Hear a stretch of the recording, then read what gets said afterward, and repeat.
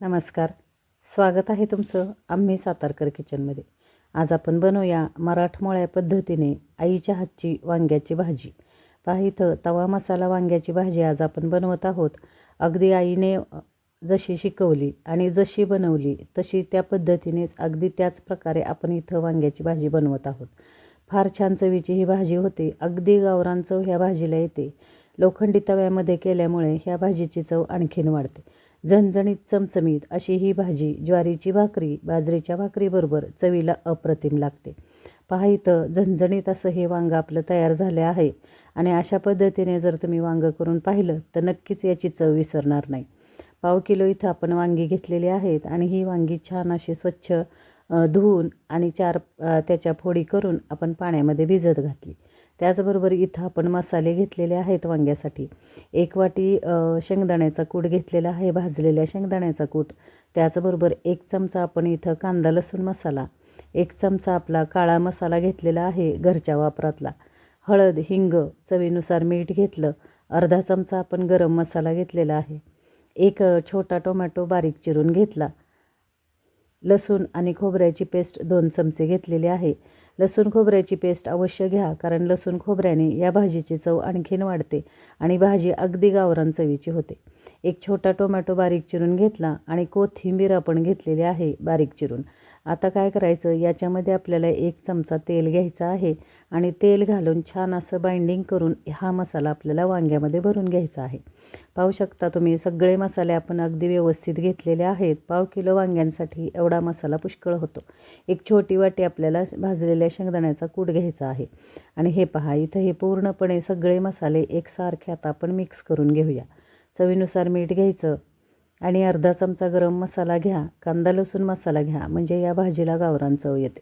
पहा इथं पूर्णपणे हा मसाला एकसारखा मिक्स करून घ्यायचा आहे आपल्याला.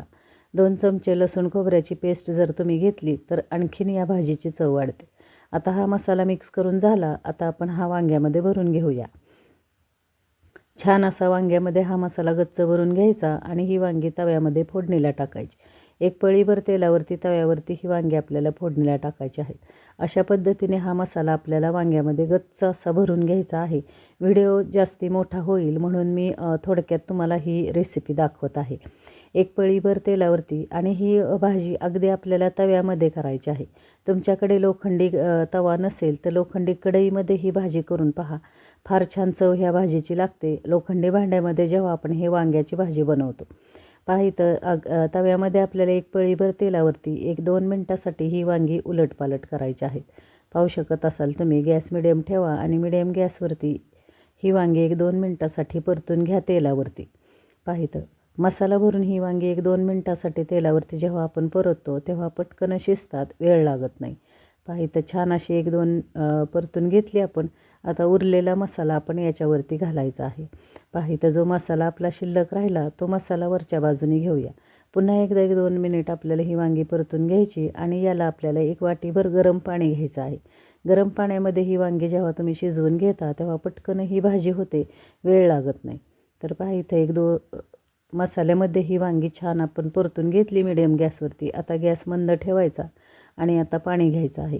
1 वाटीभर पाणी मी गरम पाणी घेतलं आहे. थंड पाणी घेऊ नका. थंड पाणी जर घेतलं तर वांगी लवकर शिजत नाहीत, कडक होतात.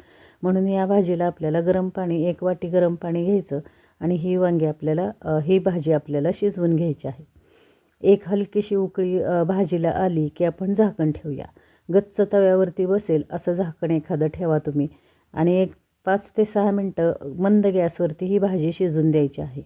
पाहता मी झाकण काढलेलं आहे आणि छान अशी ही भाजी आपली जवळजवळ तयार झाली आहे. आता काय करायचं आपल्याला, ही वांगी एका साईडनी शिजली आहेत, दुसऱ्या साईडनी पलटी करून घेऊया.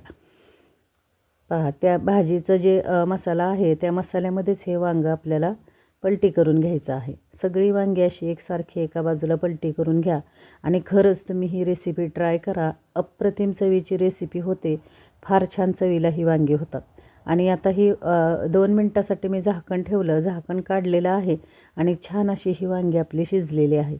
अगदी 10 मिनटाच्या आतमध्ये ही भाजी आपली तयार झाली आहे. चमचमीत झणझणीत मसाला वांगं, तव्यातलं मसाला वांगं आपलं तयार आहे.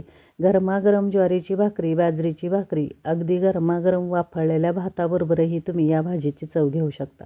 आणि अशा पद्धतीने ही वांग्याच्या भाजी तुम्ही ट्राय करून पहा, खाऊन पहा. रेसिपी आवडल्यास चॅनल लाईक करा, शेअर करा, सबस्क्राईब करा. धन्यवाद मंडळी.